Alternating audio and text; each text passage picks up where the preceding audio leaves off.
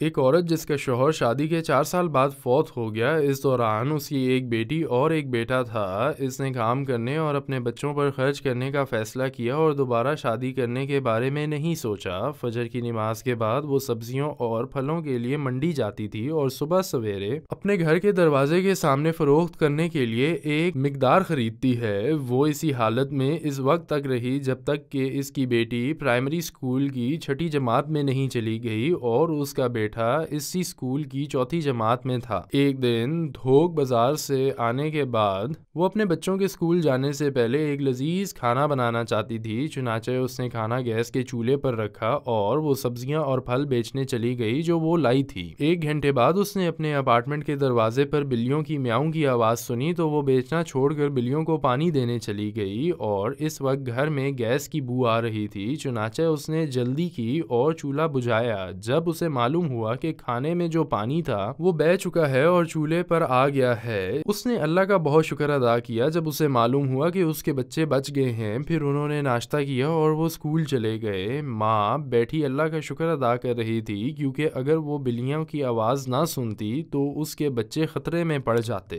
اس دن school میں teacher نے class میں ٹیسٹ دیا جس میں اس کی بیٹی تھی اور انہوں نے کہا کہ جس کے پورے نمبر ہوں گے وہ اسے نیا جوتا دیں گی۔ تمام پیپرز جمع کرنے کے بعد وہ حیران رہ گئی کہ تمام کلاس کے پورے نمبر تھے، چنانچہ وہ الجھن میں پڑ گئی کہ وہ تحفہ کس کو دیں گی۔ پھر طالب علموں کو مشورہ دیا کہ ہر ایک کا نام کاغذ میں لکھ کر ایک ڈبے میں ڈال دیا جائے اور ٹیچر نے ایک کاغذ کا انتخاب کیا۔ بے شک ٹیچر نے ایک کاغذ نکالا اور اس کا نام پڑھا۔ وہ بیوہ کی بیٹی تھی۔ وہ ٹیچر اور تمام بچوں کی تالیوں کے درمیان خوشی اور آنکھوں میں آنسو لیے آ گئی۔ پھر اس نے اس تحفے کے لیے ان سب کا شکریہ ادا کیا جو وقت پر آیا، کیونکہ وہ اپنے پرانے پھٹے ہوئے جوتوں سے بور ہو گئی تھی۔ تھوڑی دیر بعد ٹیچر رو پڑیں جب انہوں نے سارے پیپرز کھولے تو دیکھا کہ تمام طلبہ نے بیوہ کی بیٹی کا نام لکھا ہے۔ جیسا کہ سب نے اس کی حیثیت کو دیکھا، اس لیے انہوں نے خوش کرنے کے لیے مدد کی۔ جب ٹیچر نے دیکھا کہ بچوں نے کیا کیا ہے تو انہوں نے اس لڑکی کو گلے لگایا اور نبی کریم صلی اللہ علیہ وآلہ وسلم کی یہ حدیث یاد دلائی کہ جس نے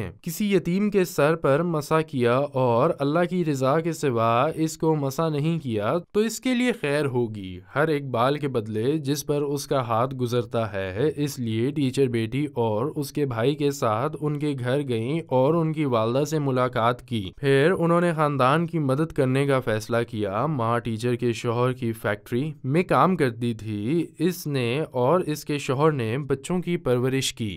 فی الدنیا والآخرہ ویسألونک عن الیتامی قل اصلاح لهم خیر وَإِن تُخَالِطُوهُمْ فَإِخْوَانُكُمْ وَاللَّهُ يَعْلَمُ الْمُفْسِدَ مِنَ الْمُصْلِحِ وَلَوْ شَاءَ